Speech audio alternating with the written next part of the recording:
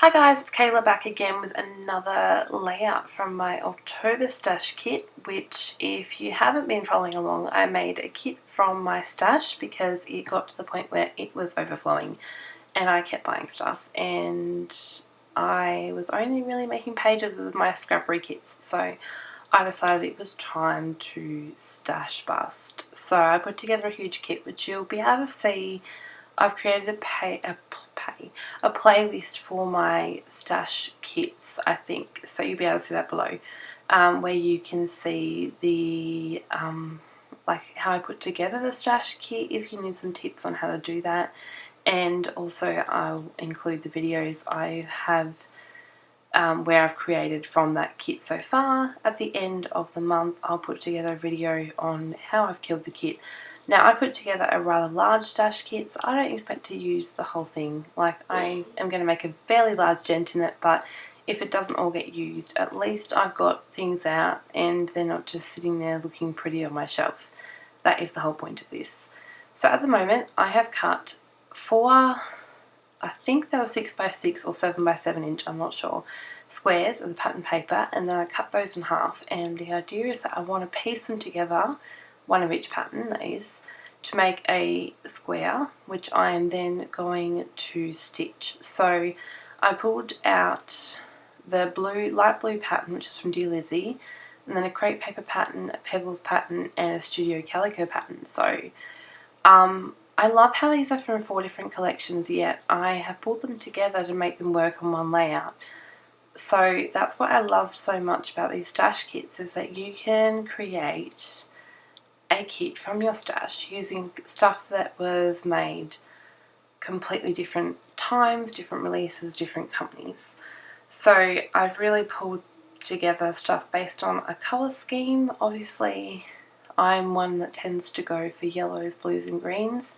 I love those colours, they're calming for me, while yellow just brings in that little bit of happy, and I'm not a huge girly person, and I have a little boy, of course, so naturally most of the pictures I scrapbook are going to be of him.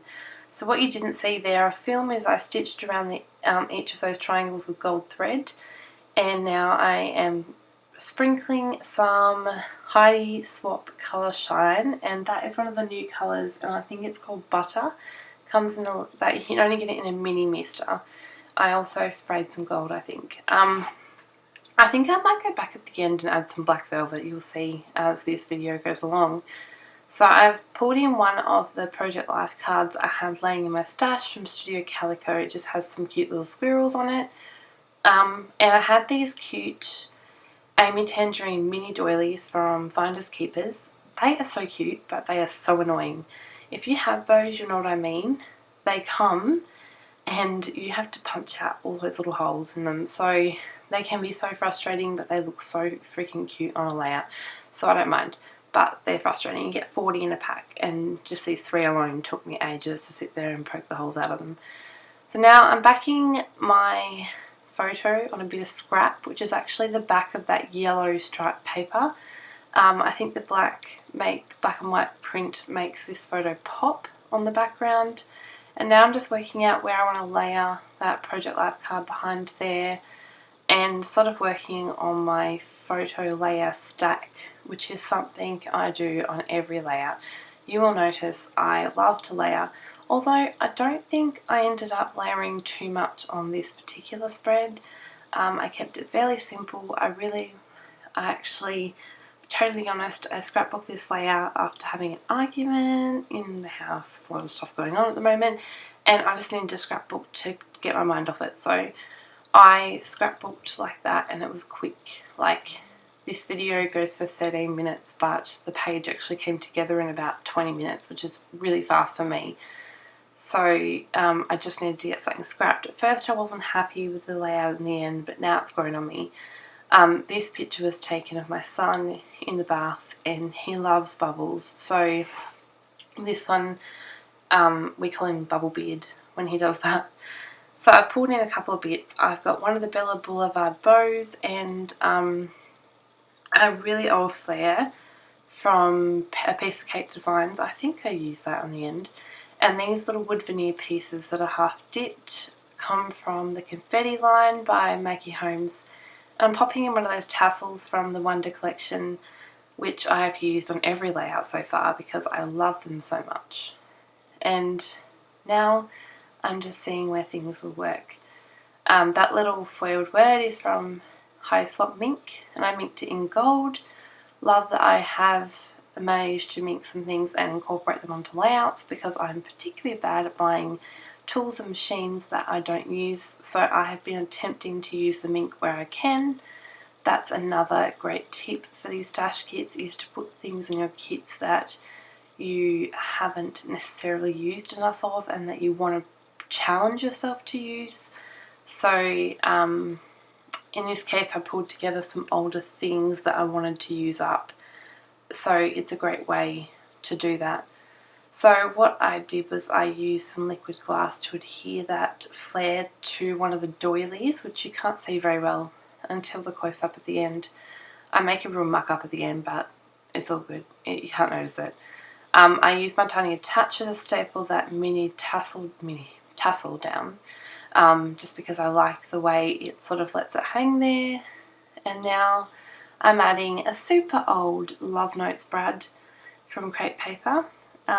It says love you, I think, on it, and it's a little like one of those, what do you call them, conversation hearts. Really cute, but that collection came out before Elijah was even born.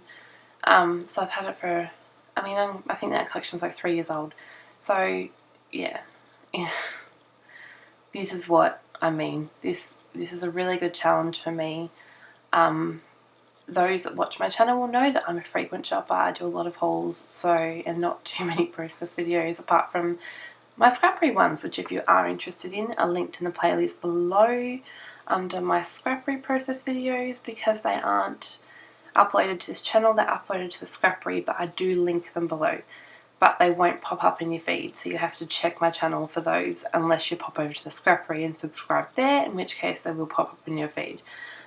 So now I'm working in that top right hand corner, which is actually weird because that's a design that I used to go to quite a lot, with putting a photo down the left and then embellishing the top right. That is actually something I used to do a lot, not so much anymore. I tend to center things tightly around a photo and not verge too much away from that, but I went back to that for this layout. I liked how it looked.